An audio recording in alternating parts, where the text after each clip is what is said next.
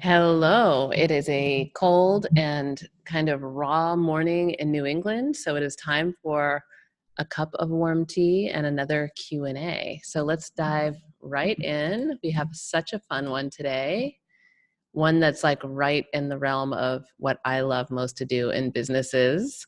So this one is from Santina Kerslake. I hope I'm pronouncing that right. Santina says, I mentioned previously that I want to relaunch after years on a health sabbatical. I'm wanting to do business differently and wondering how to approach the pre-launch in a creative fashion. So the nitty gritty, what to offer first, how I want to come across before I go ahead with the website. Okay, that's such a good question. I love it. So obviously there's so many specifics to your situation that I won't be able to get into and that I don't understand yet, but there are some principles and some ideas that I want to throw in your direction and see if that influences how you think about what you're doing or inspires some new ideas. So this whole idea of the launch is big out there. And one of the reasons it's really big is that the energy and the momentum of like a big unveiling is unquestionably attractive to audiences. There's like a lot of excitement about that. So I want you to think about that idea of the launch as a tool, as a marketing strategy, but you don't have to apply that model to your creative process of building a business, okay? In other words, if you think about it like you are preparing something and getting it ready, maybe getting it perfect, getting a bunch of parts figured out, including the brand voice and all of that, before you make it visible and make it public, you're gonna unnecessarily make the whole process a lot harder for yourself, because the creative process of making anything in the world, including a business, is one of constant call and response with not only your own inspirations and your own development in the work, but with your audience and with all the other forces around you, right? So I don't want you to wait to start doing the things that you're inspired to do and that you have curiosity about and that you're ready to experiment with. I don't want you to wait till you have a website or till you are ready for anything. You're ready. You're ready to start. So you can think about the big launch as a potential moment in your branding cycles. But for now, what if you don't really think much about that at all? And think about this next year as a play space for experimenting. And when I say experimenting, I don't just mean, whatever the hell you want, related or unrelated to making money. You get to, part of what's nice about this model of starting now and not waiting is that you get to actually start making money right away. That strategic concerns are part of the raw materials that you're working with.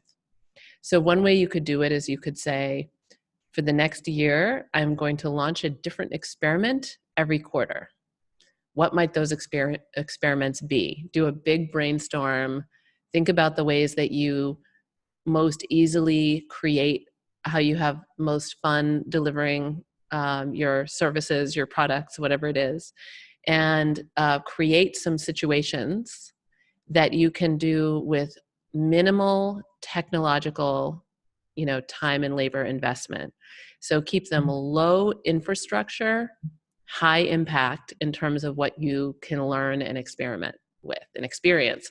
So for example, if you're interested in doing group programs, all you might need is a list and a Zoom account. And, and maybe you don't have anybody on your list. So you just need to spread the word and get 10 people on your list and start the thing and start running it. No website, maybe a one-page landing page on Lead Pages or something. Low infrastructure, high inspiration, high action. So one of the things you have going for you, which almost nobody else does unless they're in their first moments of starting a business or restarting a business, is you have the energy and the magnetism of the fresh start and the inspired idea, right? That's really disruptive in a business space full of businesses that are 2, 3, 4, 10, 20 years in and are really embedded in their habituated and well-researched and well-refined ways of working. Some of them are very successful, and all of that experience benefits obviously in so many ways. But what they don't have is that hard to pinpoint. It's like hard to describe even what it is, but there's this incredible energy about the fresh, new, inspired, light on its feet, nimble, creative idea. People want that. People want in on it. So I would start cycling through experiments and let what you learn and what you discover and all the unpredictable things that happen in this call and response influence your next experiment. And don't commit, and one thing that's going to happen naturally through that process is you're building a brand culture, and you're not forcing it. You're not forcing a color palette on it yet, and those things we think of as being a brand. You're doing the real work of brand culture making, which is you're putting yourself out there and you're relating. You are relating, and you are letting this work that you do live and breathe and do its relating in the world.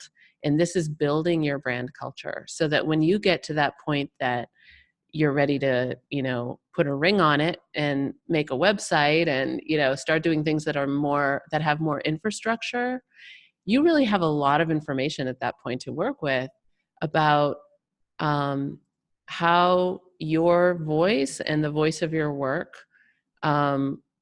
exists in its most comfortable and most powerful and most activating kind of way, and what people respond to. And you've heard a lot from people at that point about what frustrations and problems they're trying to solve, about what desires they have and wants they have, and what inspires them. And it's a lot easier at that point to start doing the more structured things. So I would just say enjoy this time and don't get too caught up in that mode that many of us learned in school about having to learn everything first before you can be real. Don't let imposter complex get in your way.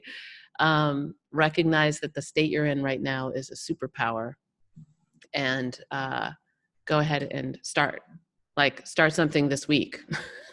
Launch something this week to a small group of people. Start getting paid for it. Get paid for your creative development. And I say that like it's so easy. Sometimes that works your first time, second time, third time. Sometimes it doesn't. You have to tweak. But the important thing is to start, just be in the work.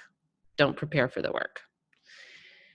Okay, anything else I want to say about this from my notes?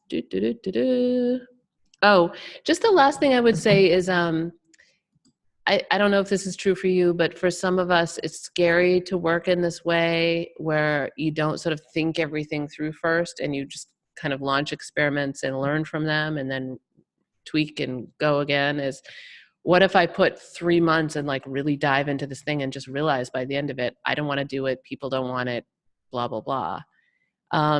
There's a really great episode of Akimbo, which is Seth Godin's podcast, on sunk costs. And basically the idea is you can't let the fact that you've invested in something in the past determine your future action. If you went to law school and then you realize you don't want to be a lawyer, it doesn't make sense to be a lawyer for the rest of your life because of that investment you made in law school. You need to be able to cut ties and shift and love yourself and be good with yourself. And there's so many things that we do because we had to do it to realize that we didn't want to do it. So risk, starting things and doing things and just having it be wrong for you, having it be off. I think that risk has to be, a part of the process here, and that potential failure has to be part of the process.